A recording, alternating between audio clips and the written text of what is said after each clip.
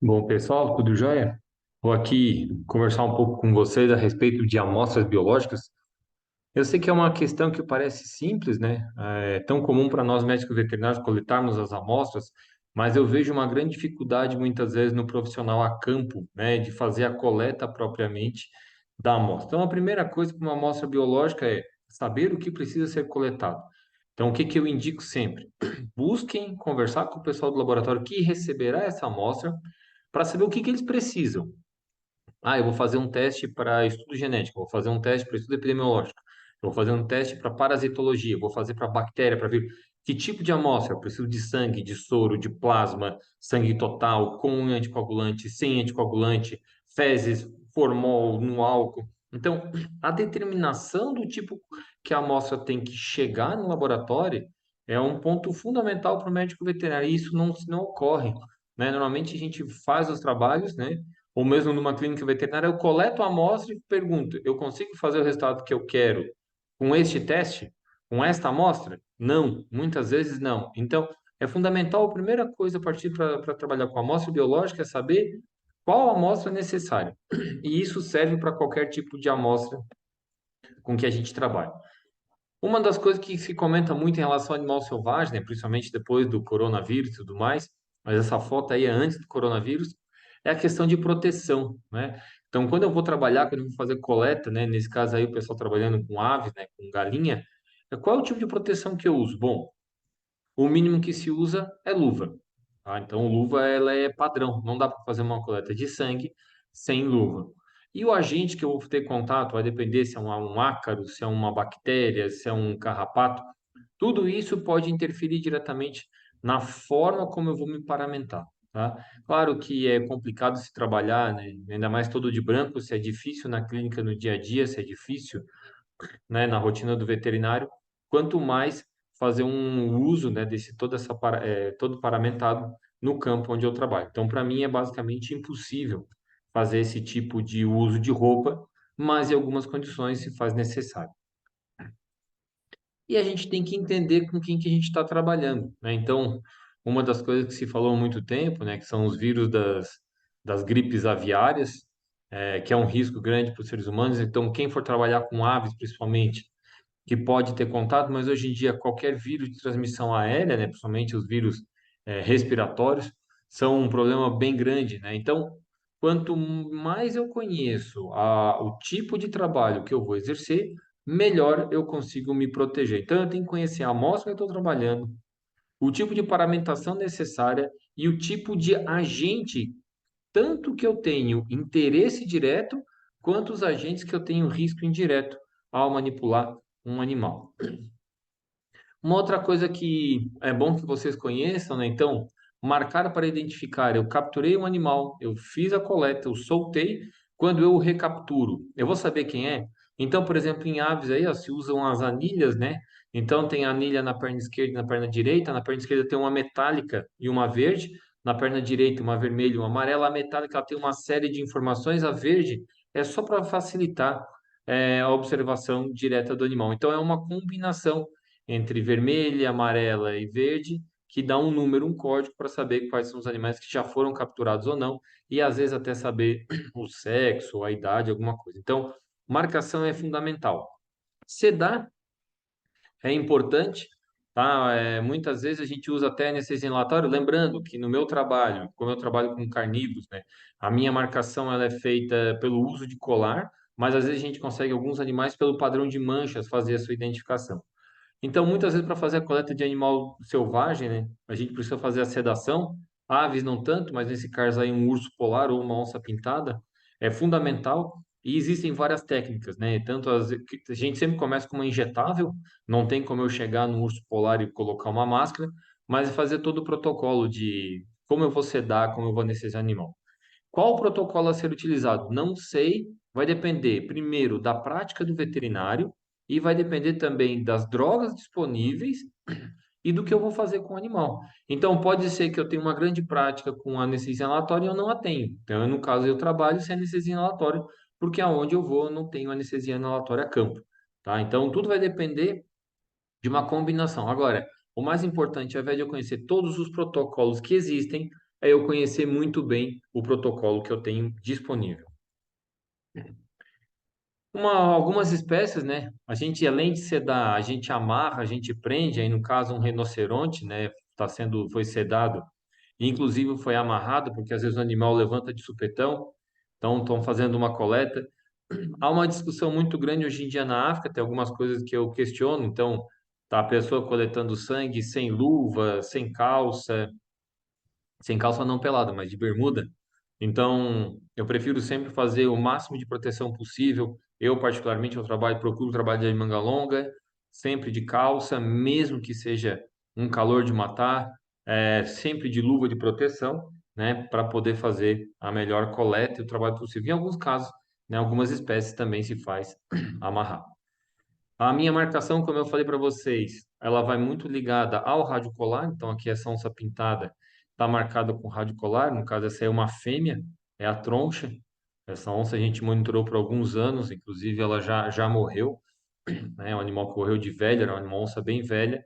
Então, a gente marcava com rádio colar, mas o padrão de pintas faz com que eu identifique o animal com o qual eu estou trabalhando. E ela também facilitava porque ela tinha se picotado na orelha de briga, de andar no meio do mato, ela tinha se picotado, então eu acabava, era fácil de identificar a, a troncha. Então, para que precisa de amostra biológica? Então, o projeto com o qual eu estou desenvolvendo, ele vai me determinar, né, o que que eu vou fazer com essa amostra. Eu vou fazer, no meu caso, normalmente eu faço estudo epidemiológico, não importa qual tipo de amostra que eu colete, mas eu também posso fazer alguns estudos ecológicos. Qual o volume? 1 ml, 2, 3. Como é que é o teste a ser feito? Então, o que que eu vou fazer? Eu vou fazer estudo genético? Eu preciso de material completo? Eu preciso de célula com núcleo? Eu preciso de célula sem núcleo? Então, o teste vai me indicar o tipo de amostra e também como é que eu vou enviar. Porque algumas amostras, alguns trabalhos eles são fáceis de coletar, que é o caso de sangue, mas tem que ser enviado em nitrogênio líquido, por exemplo, né? Ou resfriado a -70. Isso dá uma dor de cabeça, porque eu não posso enviar para empresa aérea, não pode se viajar com nitrogênio líquido. Tem uma série de restrições na forma de transporte do material. Então, esse é um fator que cada vez mais a gente chama atenção na medicina veterinária, é a questão de como deve ser enviado o material. E eu, né, uma vez coletado, eu processo todo o material e eu guardo, né, em criotubos, que são esses tubinhos pequenos, para poder fazer a adequação do material depois congelado. Então, vai depender sempre do tipo de material que eu vou coletar e aonde. E esse tipo de criotubo ele facilita para colocar tanto no freezer -70 quanto no nitrogênio líquido. Mas as amostras normalmente então se faz a coleta nos frascos e se acondiciona nesse frasco menor. Com o que que eu estou trabalhando, né? Muitas vezes é sangue, então é importante que a gente conheça o que que a gente trabalha. Às vezes eu preciso fazer uma avaliação prévia no campo, ver como é que estão as hemácias, ver como é que estão as células brancas. Então, caso seja necessário, a gente precisa conhecer, né, o linfócito, né, a característica do neutrófilo com seu núcleo aberto, o linfócito com núcleo único, o monócito, uma célula maior, o eosinófilo com as suas estruturas diferentes, o basófilo muito mais pigmentado. Existem diferenças entre as espécies, então eu sei que quando eu vou trabalhar eu tenho que fazer um estudo prévio daquela espécie com a qual eu trabalho. Então é importante eu conhecer um pouco, né, o tipo de espécie com a qual a gente trabalha. Algumas características que mudam, né? Eu já tive o desafio de trabalhar com frio intenso, no caso de neve.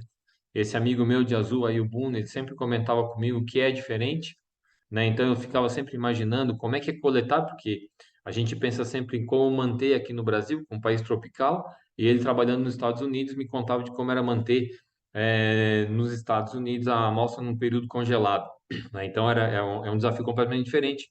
Eu tive o prazer uma vez de trabalhar no Chile e foi muito diferente a coleta e a manutenção da amostra biológica. As amostras a gente coleta, né, sangue, é uma amostra bastante coletada, urina, pelo. Então, o tipo de amostra que eu vou coletar, é uma gama muito grande. A gente pode coletar formas diferentes e eu vou tentar conversar com vocês um pouco dessas formas. Então, é fundamental conhecer o material com o qual se trabalha. Então, aqui está o meu material de trabalho. Tem meus tubos de coleta. Aqui tem o material para fazer a glicemia a campo, teste de urina, frascos, pinça, agulhas, seringa. Então, todo esse material, todo esse equipamento, ele tem que ser muito bem dominado. Eu gosto de trabalhar com esse organizador, que é de uma empresa aqui do Brasil, que ele facilita, né? Assim que eu abro do lado do meu onde eu estou trabalhando, eu consigo ver todo o material, ajuda bastante. Então, como eu falei para vocês, a proteção é fundamental, mas a gente ainda vê muitos veterinários de animal silvestre trabalhando sem luva, e isso é uma coisa que a gente tem que tomar bastante cuidado em relação a riscos e perigos, né? Então, a proteção ela é fundamental no trabalho com qualquer espécie. Eu basicamente uso luvas, né? Então, aqui eu trabalhando com esse colega meu, Jean-Pierre, que é biólogo, a gente utilizando luva e qualquer pessoa que vá ajudar no procedimento, sempre utilizar luva, que melhora bastante a qualidade de todo o nosso trabalho e facilita bastante. No ambiente que eu trabalho a campo, a gente captura as onças, no caso, e coloca elas na parte de trás da caminhonete. Aqui, trabalhando na parte de trás da caçamba, então inclusive, essa foto é em Belize, na América Central, é uma onça um pouco menor, mas aqui já está a pistola, o material de anestesia, todo aqui, os dardos e todo o meu material de monitoramento para acompanhar o animal durante o procedimento de sedação. Quando se trabalha em cativeiro, né, a gente tem algumas vantagens, né? Alguns animais são treinados para dar o membro, né?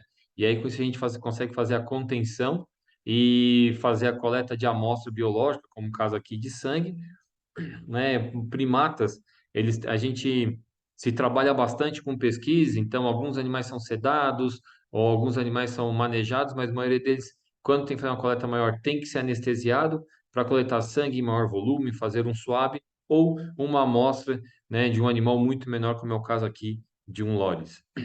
Em vida livre, muitas vezes tem que se sedar os animais, né, como é o caso desses gorilas, desse gorila à esquerda e do macaco bugio à direita, e aqui em alguns lugares, como na Ásia, os orangotangos são treinados para se fazer a coleta somente com contenção, com manejo, sem a necessidade de anestesia. Mas no meu caso, principalmente onça, eu aconselho sempre a gente fazer a coleta com anestesia de forma completa. Então, esse é um resumo rápido, né, para dar a vocês um pouco de ideia como a gente pensa na anestesia. E eu vou falar agora um pouco com vocês a respeito de uma coisa que é esquecida, né? Que é a questão de tubos, que é a questão de material e as amostras propriamente dita. Então, a primeira coisa que chama a atenção é o que se coleta. Basicamente, né, hoje em dia, a gente coleta sangue sem anticoagulante, sangue com anticoagulante, fezes, urina, pelo ou pena, se faz suave de alguma área, se coleta muitas vezes fragmento de tecido, quando precisa de uma ferida, de uma lesão, e se pode fazer uma citologia. E para cada tipo de trabalho eu tenho que ter uma forma de acondicionar diferente a amostra biológica. E isso muitas vezes não é prestado atenção nesse cuidado. Então existe uma gama muito grande de diferentes tubos, cada um com uma propriedade, com uma função que a gente precisa fazer a coleta. Então, se eu vou trabalhar basicamente com sangue, eu sei que meu sangue vai ter células vermelhas, células brancas, plaqueta e a parte líquida, né? Com EDTA eu vou ter plasma, sem EDTA eu vou ter o soro. Então, às vezes a gente esquece de entender um pouco do tipo de amostra que eu vou trabalhar, para eu saber o tipo de frasco que eu vou acondicionar, para eu ter uma amostra de melhor qualidade. Então, o sangue talvez seja a amostra mais utilizada hoje na pesquisa, porque ele tem uma série de informações, né? Então eu tenho frasco com ativador de coágulo, que ajuda muito na separação, né, do soro com coágulo, e eu tenho um coágulo de melhor qualidade.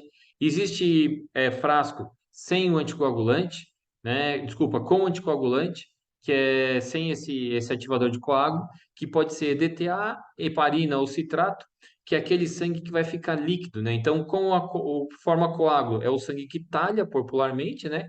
Que é a formação do coágulo, a separação do soro com o do material, e o sangue com anticoagulante, que ele vai ter uma forma de manter o sangue líquido por um maior período de tempo. E cada tipo de teste pode exigir um tipo de anticoagulante diferente. Então, de novo, eu preciso, se eu vou trabalhar com sangue total, vou trabalhar com Easy Blood, que é um conservante, existem outros conservantes, Eu vou fazer um estudo com plasma, eu vou procurar papa de leucócito, é papa de hemácia. O que que eu estou procurando naquele meu material que eu possa incrementar a minha pesquisa? Então, as amostras de sangue, basicamente, né, eu faço avaliação de hematologia, são as células do sangue e seus diversos componentes. Pode-se fazer uma avaliação da bioquímica, utilizando o sangue total ou o soro, de acordo com a amostra.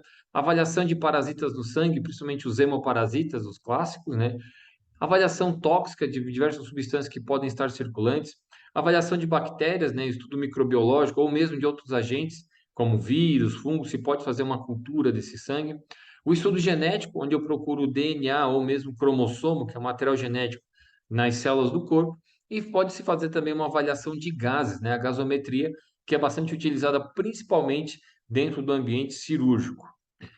Então, a amostra de sangue ela não é só um líquido vermelho, né? A amostra de sangue, ela é um histórico de curto prazo do que aconteceu no corpo e ela vem com um mostruário, né? Dizendo, olha, teu corpo tem tanto de célula vermelha, tanto de plaqueta, células com granulócitos, células sem granulócito, qual que está em maior quantidade, como está a reação. Eu posso ter uma ideia, de acordo com a clínica do paciente, como é que está se o animal está muito tempo naquele quadro ou está pouco tempo, se a medula óssea está respondendo ou não, se tem células jovens circulante.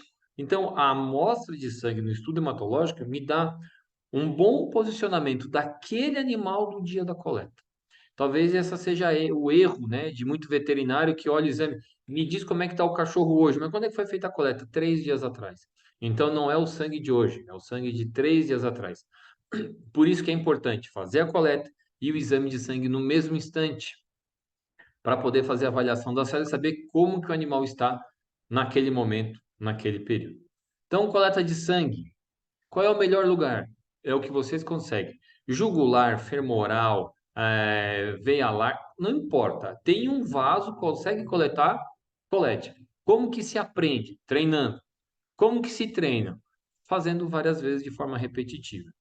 Uma dica que eu dou já para vocês é treinem, né, a coleta de sangue em animal com dificuldade, com problema. Pegar o animal saudável, a veia tá boa. O animal, quando está com problema, é que a gente começa a penar bastante. Aí, no caso, mostrando numa cabra, né, como se faz num caprino, como se faz a coleta com seringa. Então, os vasos que a gente mais usa, né, normalmente na veterinária, um deles é a cefálica, tá? É um vaso bastante, eu vou falar, bastante utilizado pela praticidade, né? A jugular é outro vaso bastante utilizado, principalmente em animais de menor porte. E a safena, né? A safena medial e a safena lateral são vasos. Eu, particularmente, eu trabalho muito com a safena. Por quê? Porque como eu boto o rádio colar nos animais a campo, às vezes eu posso pegar uma jugular, ter alguma alteração, e o colar vai ficar roçando. Então eu evito bastante utilizar a jugular. Eu prefiro usar os vasos de membro. E lembrando também que vai depender do volume, né, do que eu vou coletar, para saber qual é o tipo de frasco, de agulha e tudo mais que eu vou utilizar em cada vaso. No cativeiro tem algumas facilidades, né? A gente pode utilizar a jugular, né? Pode-se utilizar na cauda, dos grandes felinos também se coleta na cauda, ou a safena lateral, que é bem proeminente. Uma coisa que vale lembrar, aqui dá para ver que foi modificado, aqui foi raspado, aqui não. Em vida livre, não se deve fazer a raspagem antes da coleta.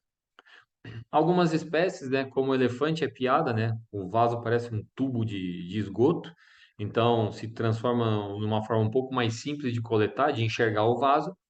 Porém, né, lembrando que fazer o manejo de um elefante para coletar o sangue não é nada fácil. E outra coisa, a orelha do elefante ela funciona como um radiador, então o fluxo sanguíneo é muito grande, o que facilita também a coleta de um grande volume de sangue nessa área do corpo do animal.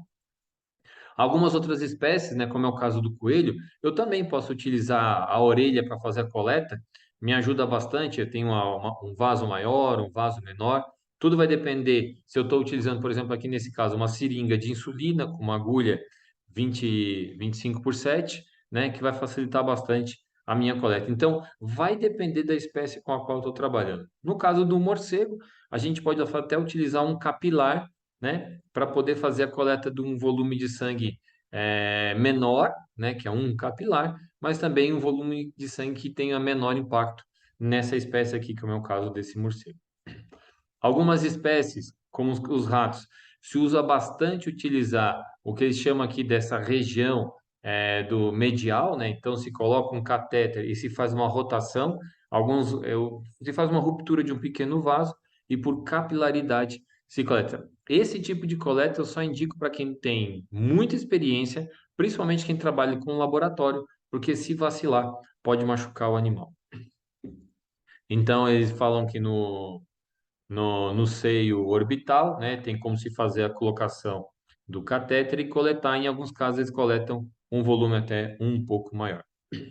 A punção de jugular, alguns veterinários preferem bastante esse vaso, não tenho nada contra, mas eu só acho que esse vaso deve ser utilizado em último caso, né? Mesmo animal na clínica de pequenos, eu sempre indico pegar nos membros, que é mais fácil para poder trabalhar, e o pescoço é um pouco mais complicado, né, para poder fazer até a contenção.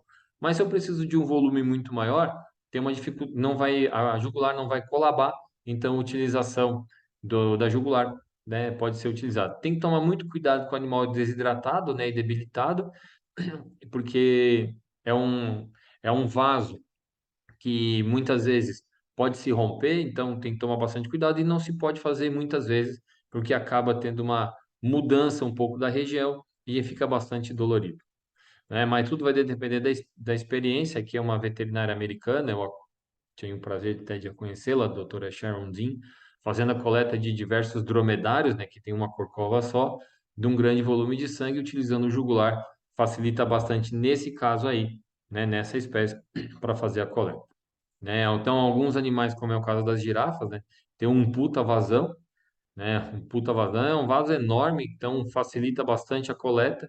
E a girafa, ela tem essas válvulas aqui, ó, porque quando o animal baixa a cabeça, é para o sangue não descer, para essas válvulas seguram para poder manter o fluxo de sangue. E com isso também a girafa não fica tão tonta, tá? Então, é uma jugular que tem que tomar bastante cuidado na hora da manipulação, caso for fazer uma coleta de sangue em jugular de girafa. Algumas espécies de pequeno porte, como é o caso aí de um furão, né? Então vocês estão vendo aí fazendo a coleta com seringa, não foi utilizada a raspagem, foi direto no vaso e se fez a coleta de sangue. Ave, em contrapartida, é um grupo de animais que eu gosto bastante da jugular. Por que que eu gosto da jugular? Porque a ave, eu consigo tirar um volume de sangue um pouco melhor, mesmo com seringa de insulina, e eu evito, né, que o animal tenha um maior sangramento.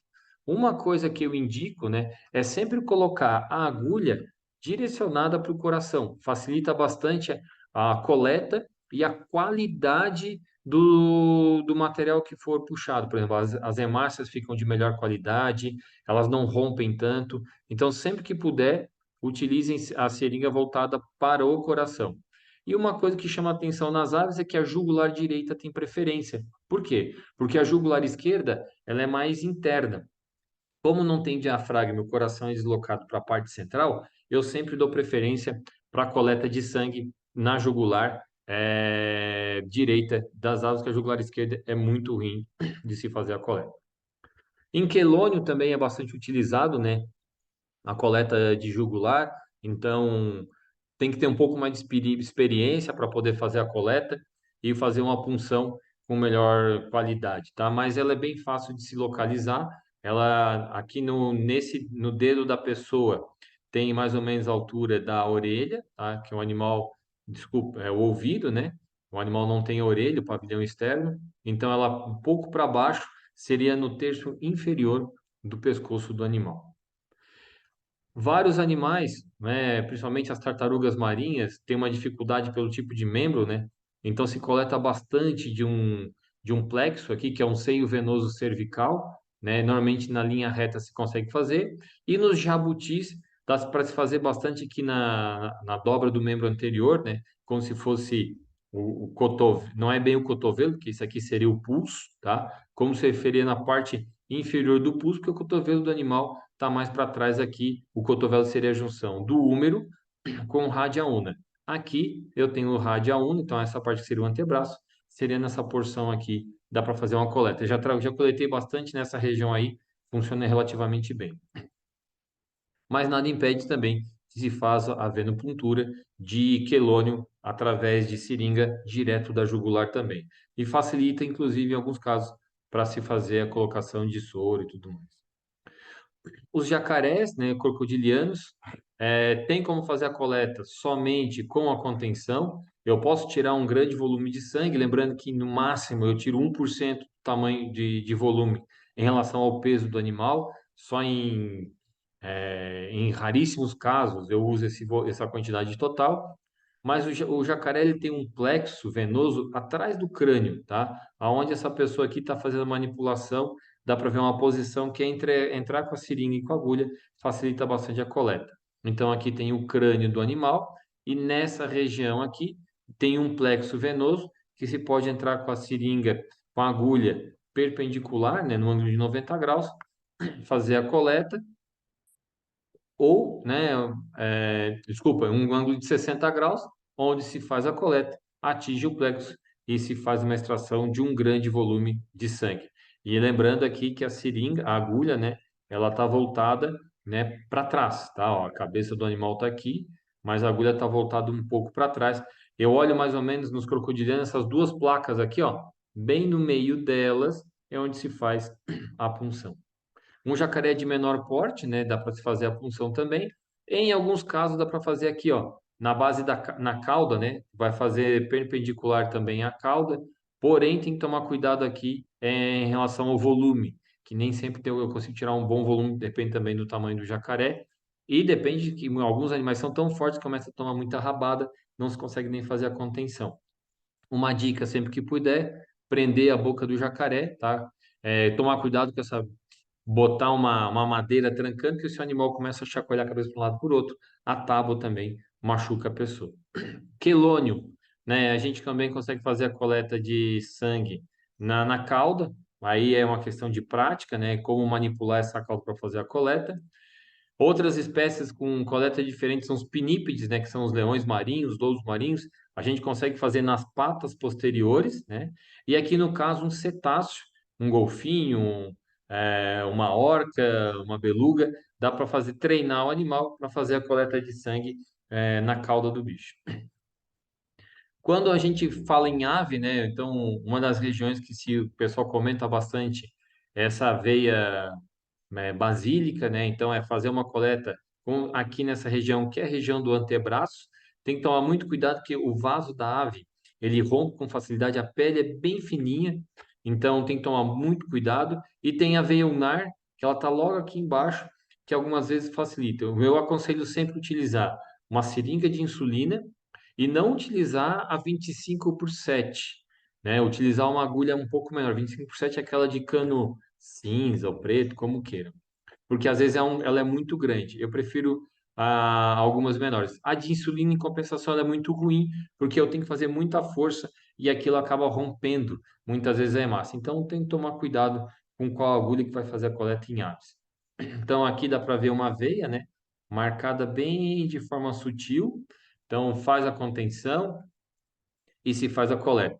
Aqui, ó, com uma pessoa utilizando uma seringa de insulina, fazendo a coleta direto no vaso aqui. Uma coisa legal é que em ave a gente usa bastante heparina, né? Em réptil também. Só que ao invés de pegar do tubo, da seringa e colocar no tubo, o que que se faz?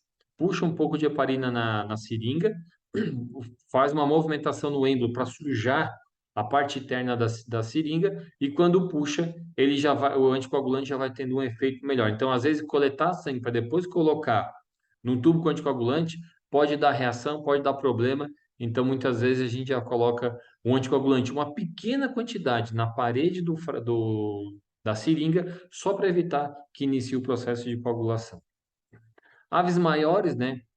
Dá para tirar um volume maior, claro, aqui utilizando até uma seringa de 3 ml, fazendo uma boa contenção da asa, né? E utilizando heparina. E agora nos nossos mamíferos, é, talvez a veia mais utilizada é a cefálica, ela não tem muito segredo, tá? A base da coleta, que eu gosto que os alunos entendam eu vou perfurar a pele, Da pele eu vou perfurar o subcutâneo e do subcutâneo eu vou entrar na veia. Então, como é que eu gosto de fazer? Eu sempre gosto de deixar o bisel, né, que é a parte da agulha, voltado para cima, porque facilita a coleta. Cada um tem uma técnica diferente. Eu prefiro o bisel. Por quê? Porque quando o sangue vem com o bisel voltado para cima, é mais fácil. E é mais fácil também para eu controlar quando esse bisel encosta no vaso e às vezes colaba, ou seja, encosta no vaso, para de vir fluxo sanguíneo.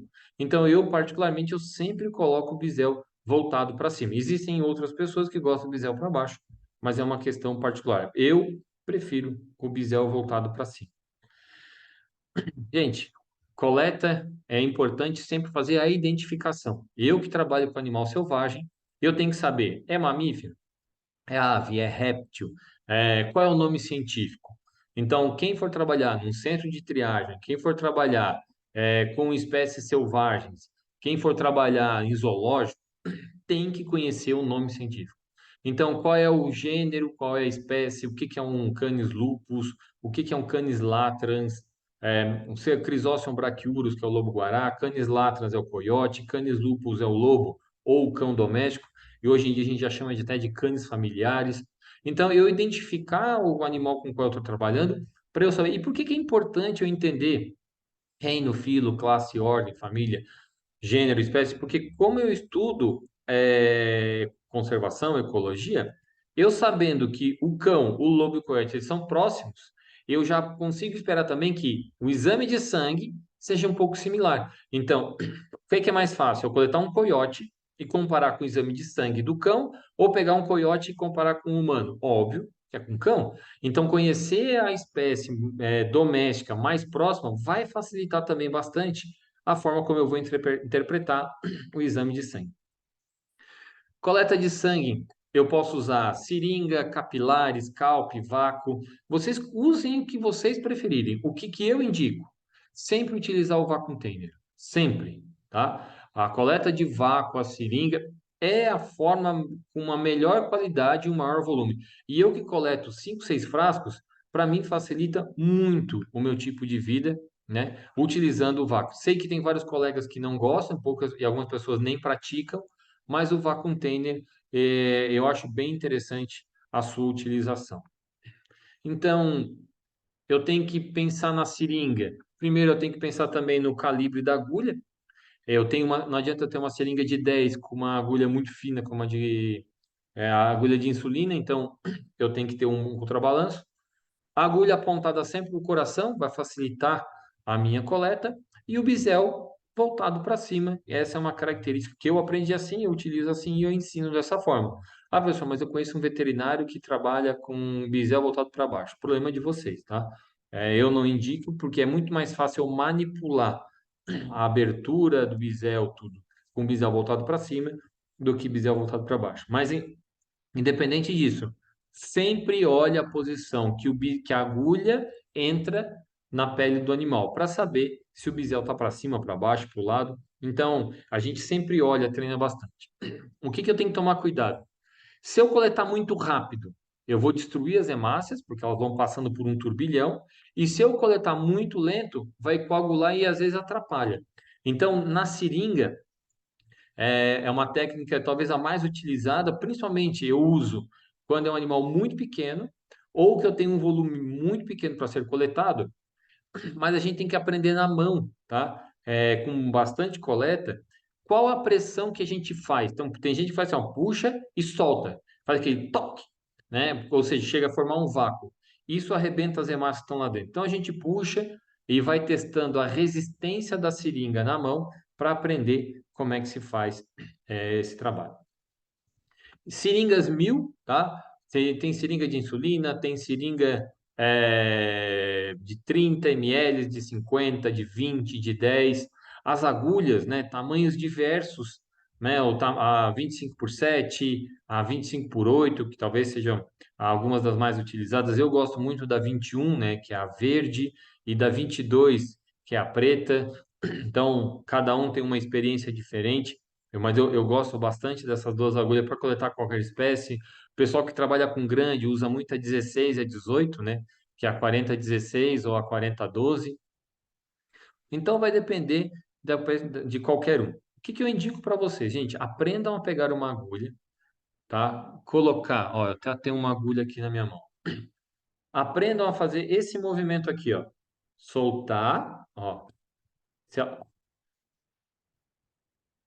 Ela tem que, vocês têm que aprender a fazer essa movimentação com o dedo. Então, quando eu coleto sangue, eu venho aqui, ó, e traciono com o dedo. Eu não preciso usar duas mãos, porque uma mão eu estou segurando o membro e eu treino manipular, tá? Por quê? Eu treinei bastante, eu tenho uma certa facilidade, tudo bem que eu tenho, lá se vão 25 anos trabalhando com isso, sempre coletei, mas o treino com agulha e seringa é importante principalmente no momento de emergência, e eu vejo que isso é uma coisa que os alunos evitam treinar, não sei por que hoje em dia. Um luxo, né? É a seringa de vidro. Gente, é fantástico para fazer coleta com seringa de vidro. Eu trabalhei muito com seringa de vidro. É uma seringa, ela é fácil de manipular, show de bola. Quem tiver algum dia a oportunidade, utilize, tá? Eu sei que é coisa de velho, mas é bem bacana fazer a coleta de sangue com seringa de insulina. Ela não tem um êmbolo de borracha. Ela é toda de vidro, ajuda bastante a coleta. Então, como eu falei, eu prefiro o vacuum tender. Então, é um tubo com agulha com duas pontas. Tem uma ponta para fora, que vai entrar no vaso, e uma ponta para dentro. E quando a gente encaixa o tubo, ele por vácuo, ele faz a sucção. Então, é um tubo de coleta que vai coletar a quantidade necessária, não vai fazer força de mais nem força de menos, e vai encher até o limite do anticoagulante. Então, principalmente frasco com anticoagulante, é fantástico, porque ele não vai ter um excedente de sangue, o que impediria a sua coagulação. Aponta sempre para o coração, bisel voltado para cima. Eu vou fazer sempre uma velocidade de coleta de acordo com o fluxo, então eu não preciso forçar. Normalmente eu tenho menos problema de coagulação e menos destruição, mas a pessoa que está coletando tem que ter experiência. Alguns profissionais gostam de utilizar bastante o butterfly de vacuum tender, então é a mesma coisa, só que na forma dessa borboleta aqui, né? Que é o scalp ou butterfly, fica um pouco mais fácil para alguns colegas. Treinem, tá? É tudo questão de treino, não existe melhor nem pior para mim, existe só mais treinado e menos treinado. Eu, particularmente, utilizo bastante o vacuum container. Como vocês podem ver, não raspo. Às vezes a gente até molha um pouco, né? Quando o pelo tá sujo, se não faz nem molha, passa só para levantar o vaso e faz a coleta extremamente eficiente. Consigo coletar um grande volume de sangue, consigo trabalhar com onça pintada, com jaguatirica, com lobo-guará, com qualquer espécie para fazer uma coleta de sangue com qualidade com o Vacuum Tem. Aqui mostrando para vocês que não adianta só o professor falar que coleta, né? Então, esse foi o primeiro artigo de hematologia e bioquímica sérica de lobo-guará realizado no Brasil. Como vocês podem ver ali, eu faço parte desse artigo, foram vários autores, e esse trabalho foi muito legal, porque a gente coletou ao longo de 5 anos, 18 animais no Parque Nacional, 14 na borda, 10 fora, foram 267 capturas, com 225 recapturas e 42 animais diferentes, onde a gente fez esse trabalho. Com essa coleta diz que aqui então a gente avaliou é, a parte hematológica, células brancas, células vermelhas, conseguimos avaliar a colinesterase também, que é uma enzima, né, que é a parte da bioquímica, e a gente com esse sangue também fez um estudo epidemiológico desses animais aí, como vocês podem ver entre lobo-guará e alguns cães domésticos, a gente fez o teste na região para poder fazer um comparativo. Para que esse resultado é importante? A gente descobria quais os animais eram positivos, quais os animais eram negativos, via a área de uso dos lobos, comparando com a dos cães, e a gente começou a notar que nessa área aqui, ó, onde os lobos andavam fora do parque, tinha cão positivo. Essa área aqui, ó, e a área de cima, na verdade, a gente não capturou os lobos, mas eu tenho certeza que tem lobos que andam nessa área toda aqui, onde tem animais positivos. Para diversidade, nesse caso aqui, para parvovirose. Uma outra forma de coleta que eu faço bastante, eu utilizo a coleta de ponta de orelha. Então, aqui tem uma jaguatirica, aqui uma onça pintada, aqui um lobo-guará. Eu faço um pequeno orifício na orelha, faço uma coleta e um esfregaço. Então, é importante fazer um esfregaço sem anticoagulante. É ruim, tá? O sangue coagula, meu esfregaço sempre fica muito ruim, professores sempre reclamam, mas é uma boa fonte de informação. E lembre por que orelha eu gosto? Normalmente, a orelha tem uma pele mais fina e é o local onde se acumula principalmente mosquito e alguns carrapatos. Então, esse é o local onde tem uma transição do hospedeiro para o vetor. Então, eu acostumei e faço sempre a coleta na orelha dos animais. Tem que tomar cuidado, tá? Que às vezes a gente tá lá, faz a coleta, nem sempre consegue fazer um esfregaço, aqui é um esfregaço ruim meu, né? Mas aí vem uma mosca, ó, e bebe o sangue inteiro, tá? E a gente perde o esfregaço. Aqui na lateral um esfregaço um pouquinho melhor, mas aqui um esfregaço bem ruim. E aqui mostrando, né, um hemoparasita no esfregaço que a gente fez. Então, é importante fazer o esfregaço, é importante fazer. E aqui marcação, ó. BCBR 574, março, 3 de dezembro de 2020, fazendo a trijunção. Então, eu sei que isso aqui é uma amostra de um lobo-guará, que é C de Crisóstomo BR brachiurus. 574 é o número do banco genômico, era um macho, foi capturado no dia 3 de dezembro de 2020, na fazenda trijunção. Os tubos eu posso ter anticoagulante ou sem anticoagulante. Pode ter aí o frasco com heparina, né? Que vai fazer análise de algumas bioquímicas, vai fazer gasometria, posso fazer também sangue total. Algumas vezes a gente utiliza com anticoagulante, desculpa, sem anticoagulante com um gel acelerador ou sem anticoagulante e limpo para fazer bioquímica sérica. Então, depende do tipo de teste, eu posso utilizar o vermelho, que é sem gel, e o amarelo, que é com gel, e o verde é com heparina. O azul, a tampa azul é para citrato. Normalmente, quando eu quero fazer uma análise de coagulação, fazer a avaliação e eu quero testar o plasma. O tampa cinza tem fluoreto, ele é muito utilizado para fazer análise de glicemia, também vai fazer o teste do plasma.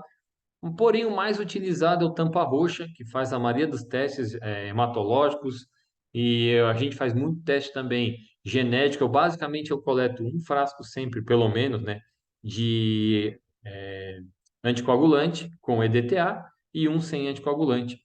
Aí vai depender da opção. Ou com gel, que é o tampa amarelo, ou sem gel, que é o tampa vermelho.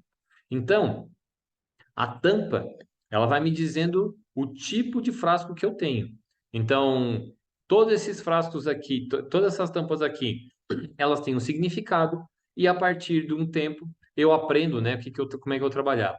E é importante também saber se os frascos que vocês têm são de vidro ou de plástico. Alguns testes só podem ser utilizados vidro, como é o caso de coagulação, como é o caso aqui da bioquímica e imunologia. Não pode ser tubo plástico, porque dá reação. Teste toxicológico também tem que ser de vidro. Então, tudo vai depender de qual tipo de amostra que eu preciso para qual teste que eu vou fazer. Então, basicamente, o anticoagulante, ele vai interferir para que não coagule, para que não tenha essa reação do fibrinogênio e também das plaquetas. O EDTA, ele tem que tomar um cuidado que ele rompe os eritrócitos, né? Ele pode provocar uma hemólise bastante progressiva.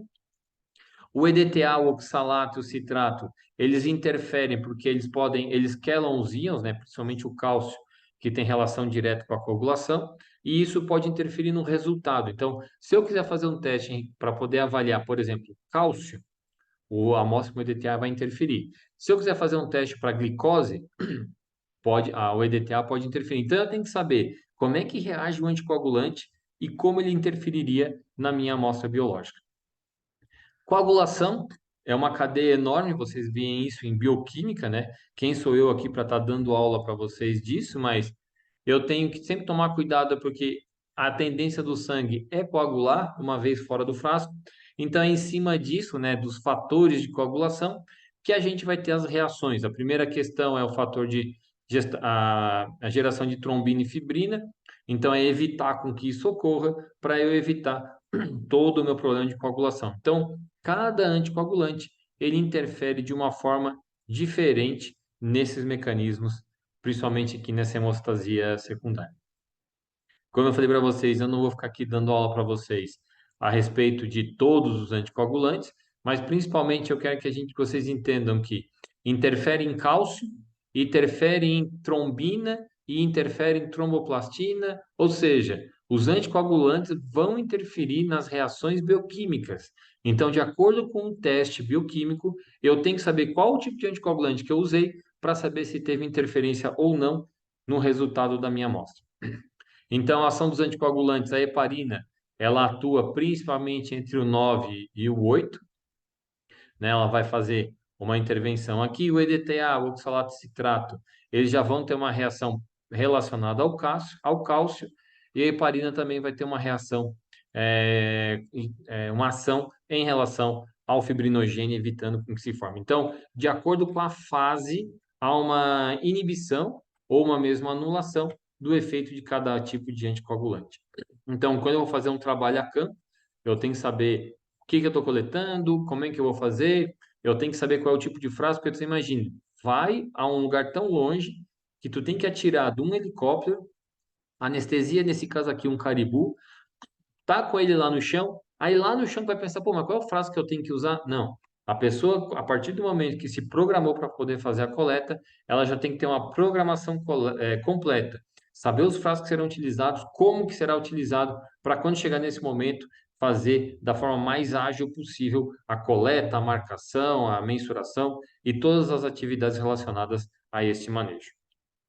O hemograma ele pode variar de acordo com a idade, né? Pode também variar com a época do ano, dieta do animal, macho ou fêmea, se está em fase reprodutiva. Então, existe uma série de variantes que podem interferir. Então, agora vocês imaginem no meu trabalho, eu coleto sangue de um lobo-guará no Cerrado ou um lobo-guará no Pantanal, uma onça na Amazônia e uma onça no Pantanal. Ambiente diferente, dieta diferente. Às vezes eu pego na época da chuva, outra na época da seca, período diferente, hidratação distinta. Pego um animal adulto, pego animal jovem. Então, é difícil determinar um padrão. O que que eu busco fazer? Eu busco fazer várias coletas para, com o passar do tempo, eu começar a entender o tipo de amostra que eu tenho na minha mão e me ajudar na avaliação dos resultados obtidos. É importante a gente sempre pensar, não é um caso de um rinoceronte, mas aquela coleta de sangue tem algum impacto no meu paciente? Se eu tenho um animal debilitado, vale a pena eu fazer a coleta? Não, mas o animal está bem, eu vou coletar só um pouco de sangue. Tá, mas qual é o peso dele? O que que é esse pouco de sangue? Então, isso tem que ficar muito claro. O procedimento para eu coletar o sangue põe um animal em risco grande? Porque às vezes a gente contém um animal para fazer a coleta e mata o animal na coleta. Então, tem que tomar muito cuidado. Outra, para que que aquela coleta vai ser feita? Ela vai me dar uma informação que vai mudar a minha conduta? Eu vou dar um exemplo para vocês. Eu trabalho com muita ave de pequeno porte. Por exemplo, um canário. Às vezes é complicado que o canário chega debilitado. O canário tem seus 30 gramas, o passarinho. Aí eu vou fazer uma coleta de sangue para fazer um teste que vai mudar meu tratamento. Eu levo muito isso em consideração antes de fazer a coleta. E aí eu tenho que saber. Vai fazer hematologia, vai fazer bioquímica. E uma coisa eu tenho que saber por que que eu estou pedindo para eu saber o que significa o resultado. Isso é uma bronca que veterinário tem com o médico. Ah, não, faz lá o exame completo. Mas o que que é o exame completo? Não sei qual é o resultado. Então, isso é uma bronca que a gente tem um pouco em relação aos médicos. E quando eu enviar uma amostra para poder fazer teste, tenho que fazer uma avaliação adequada para saber como, né, eu vou interpretar, porque eu tenho que mandar todas as informações clínicas para que a pessoa que está fazendo a coleta tenha uma ideia do que eu estou falando. Não adianta eu mandar um frasco de sangue, né? Se eu não mandar algumas indicações, fica até complicado na hora de execução dos testes. Existem várias técnicas, tá? Existem vários tipos de tubo. Esse é um tubo utilizado em alguns lugares da medicina humana, tá? É um tubo um pouco diferente. Então, aqui eles mostram, né, como é que é a preparação. Então, deixar o vaso bem à mostra, fazer a desinfecção do local, né, fazer a coleta do sangue propriamente dita. Tem que tomar bastante cuidado. Como se faz a homogeneização? Por que que isso é importante? Porque na medicina, o sangue, ele é altamente contaminante para nós. E às vezes a gente não leva muito em consideração quando está coletando sangue de cão. Mas na medicina tem que tomar bastante cuidado. E outra, uma coisa que é muito bacana, ó, desperdício. Eu quase morro para coletar uma amostra de sangue de uma onça e as pessoas, não, isso aí eu não preciso, desprezo. tá? Então, não dá para coletar sangue e não utilizá-lo. Todo sangue coletado, ele tem sim que ser utilizado. Identificação é um dos grandes problemas, né, que a gente adquire, que a gente encontra, é quando chega um frasco no laboratório sem marcação. Então, qual é o animal, qual é a raça, qual é a espécie, qual a forma como foi coletado? É sangue de veia, é sangue arterial, é sangue de jugular, é sangue. Identifica todo o processo que aconteceu para aquela amostra. Por quê? Porque quando o técnico chega, ele não viu o animal, ele só tem aquela amostra. E ele tem que tentar te ajudar da melhor forma possível através daquela amostra. Por que que a gente tem vários resultados anormais, né? Então, uma contenção mal executada, que o animal está estressado, um filhotinho que eu não posso anestesiar, eu tenho que dar uma apertada nele, utilizei um anestésico, se eu tiver o animal sob estresse. Então, no meu caso, eu tenho todos os meus animais anestesiados para poder fazer a coleta. Então, eu já sei que todos os meus resultados têm interferência no protocolo anestésico que eu usei. E isso é importante, porque todas as minhas amostras são com animais anestesiados. Então, não tem como ter uma amostra normal. Eu tenho amostras de animais sob anestesia em determinado protocolo. E isso é importante na hora de escrever e fazer interpretação. Vou dar um exemplo para vocês. Existem algumas drogas que contraem o baço, fazendo uma contração esplênica, aumentando o volume de sangue circulante. Eu posso tirar um animal que está em quadro de anemia e eu vejo que ele não está mais em quadro de anemia. Um animal que está estressado. Eu fiz a contenção, foi muito atribuído, o animal teve uma contração esplênica, liberou hemácia. Pô, será que esse hemograma não dá alteração? Então a gente sempre tem que tomar bastante cuidado quando está fazendo a interpretação dos resultados. Mas a gente, os maiores erros de coleta, né, que a gente encontra hoje em dia é a questão de utilização de luva, né? é, a amostra centrifugada, né? A asepsia do local, exame feito na hora ou não, a amostra, refrigeração de amostra. Então, os erros, né, que a gente vê, né, em muitos exames de sangue são coisas básicas, não é romper uma veia ou usou o tubo errado, são práticas na rotina que o veterinário executa de forma equivocada e antes de enviar a amostra para o laboratório, não fez uma averiguação disso. Então a gente tem basicamente três formas de erro, né? Os pré-analíticos, os analíticos e os pós-analíticos. A pós-analítica é ver o resultado e interpretar. Analítico não diz respeito a vocês, que é o cara do laboratório. O que que é o pré-analítico? O animal está com uma contenção adequada? Ele foi feita uma boa contenção do vaso? Teve um transporte adequado da amostra? Foi feito jejum ou não? Teve algum produto que foi utilizado? Teve o frasco foi bem adequado? E tinha qual era o animal que eu estava trabalhando? Então, essa fase pré-analítica, que pode variar de 46% a 68%, no mínimo, vamos dizer, metade dos problemas que existem são erros de vocês coletando as amostras e mandando para o laboratório, isso precisa ser corrigido. Porque deixa o erro analítico para ser o maior, porque vocês vão notar que na pós-análise, quando chegar os números, vocês terão bastante dificuldade. Então, foquem sempre na fase pré-analítica de coleta. A amostra com fibrina de coágulo ou coágulo, né? Então, eu coleto sangue e ela pode formar um coágulo ou a amostra hemolizada. O que que eu indico? Eu vou fazer uma coleta de sangue com EDTA. Eu faço a coleta, tiro o frasco sem EDTA, coloco o frasco, tiro, eu uso vacuum container e eu deixo o frasco em temperatura ambiente um certo tempo. Enquanto eu estou fazendo a coleta, um, dois, três, eu coleto às vezes 8 frascos. Ao terminar, eu deixo o sangue em temperatura ambiente, principalmente o sangue que coagula. Para quê? Para que haja uma separação. Desculpa. Ao terminar, eu coloco o animal, o sangue, no gelo. Então, coletar o sangue e colocar direto no gelo, normalmente vai dar um erro na amostra interessante. E se eu deixar o sangue muito tempo fora do gelo, também vai dar um erro de coleta. E outra, pegar o frasco e homogeneizar, mexer, putz, isso vira e mexe, dá cagada. Então eu pego o tubo e eu homogeneizo. Tem gente que faz o 8, tem gente que faz a rotação. Preste atenção quando vocês forem doar sangue ou coletar sangue para fazer algum teste, como é que as enfermeiras fazem, tá? Elas têm tanta prática que em 2 palitos elas arrumam. Coletou o sangue, espera um pouco, coloca no gelo, mas não coloca grudado no gelo. A gente tem que colocar no isopor, mas separado, porque o ambiente tem que estar refrigerado. Se o sangue vai em contato com o gelo, ele congela. Se o sangue congela, rompe a hemácia. Então eu tenho que colocar o sangue de forma refrigerada, fazer um bom armazenamento e depois eu envio. Então, se eu tiver qualquer erro nessa fase, vai interferir no meu resultado de sangue.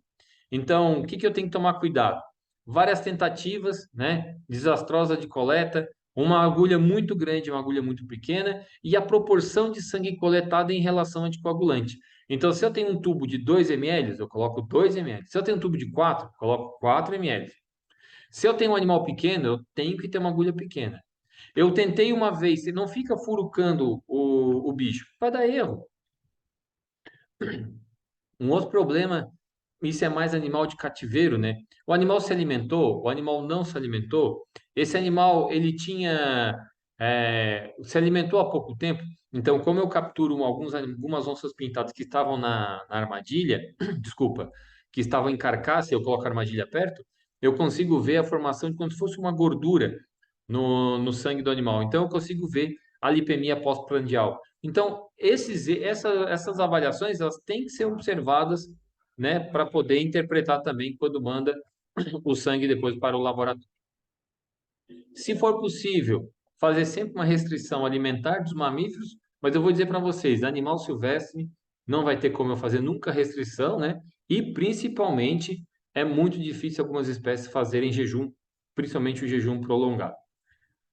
Tomar bastante cuidado na hora de fazer a coleta, então é comum ter hematoma, porque eu tenho que fazer a coleta e às vezes a pessoa ou aperta demais ou trava, então tem que tomar cuidado para não atravessar o vaso, transfixar a veia, fazer a colocação num ponto incorreto, deixar o bisel preso na parede ou fazer uma estenose, ter uma ruptura. Então, e uma coisa e isso é muito treino de cada um. Tem gente que pega a pata de um cão, por exemplo, e torce. Ah, eu quero apresentar o vaso. Tem gente que. Joares, odeio isso. Por quê? Se eu tenho um vaso que ele está no subcutâneo e ele está numa posição anatômica, a partir do momento que eu pego e torço, ele pode até subir, mas em algum momento eu vou dificultar o fluxo sanguíneo. Então, eu particularmente gosto que só faça a compressão. E outra, não é com mão que se faz compressão de uma veia, é com o dedo. Coloca o dedo no vaso. Ah, mas eu não sei. Vocês tiveram anatomia, fizeram necrópsia, sabem onde é que está o vaso, bota o dedo em cima do vaso. O vaso salta, tu fazes a punção. Então, assim, tem algumas coisas que eu acho meio complicadas, mas cada um tem uma prática. Eu vejo muita gente fazendo estágio e gostando de pegar e torcer. Eu, particularmente, eu não, eu desaconselho. Temperatura do ambiente, né, e tempo de garroteamento. Não adianta pegar e ficar um tempão com o membro garroteado. Às vezes a gente solta um pouco, faz o garrote, solta um pouco, tá? Se tiver um dia muito quente, se tiver uma temperatura muito elevada, fazer a coleta, faz a homogeneização. Então tem que tomar bastante cuidado para que eu não tenha uma agregação plaquetária ou mesmo uma hemólise. Estresse é qualquer situação que o animal saia do normal, né? No caso, não há coleta, o animal anestesiado está sempre sob estresse, eu tenho que entender se os eritrócitos que estão na corrente sanguínea são normais, teve uma contração esplênica, tem uma hiperglicemia, teve alteração, mudou célula branca, como é que está aquele animal? Então, eu gosto particularmente de capturar um animal, sedar, fazer uma primeira checagem, deixar o animal estabilizar para só então fazer minha primeira coleta de sangue. A hemólise é uma coisa extremamente comum, tá? Que a hemólise é a ruptura de hemácia, principalmente erros levam à hemólise. Então é muito comum as pessoas passarem álcool demais, ou quando se usava tripa de macaco, aquela borracha trancar muito forte, tirar o sangue com seringa e depois enfiar num tubo com EDTA e aquela compressão no dedo para ir rápido, aquilo acaba arrebentando. Fazer uma homogeneização muito forte, então, tudo isso são questões que pode fazer a ruptura das hemácias. Uma contenção equivocada, contei o animal de uma forma muito brusca e às vezes esticar muito a pele, né, o que vai dificultar a coleta de sangue, e isso também pode levar para a formação de hematoma. O uso de material não estéril, hoje, antigamente até acontecia das pessoas tentarem esterilizar a agulha, hoje em dia não vale a pena. Utilizou uma vez, descarta todo o material.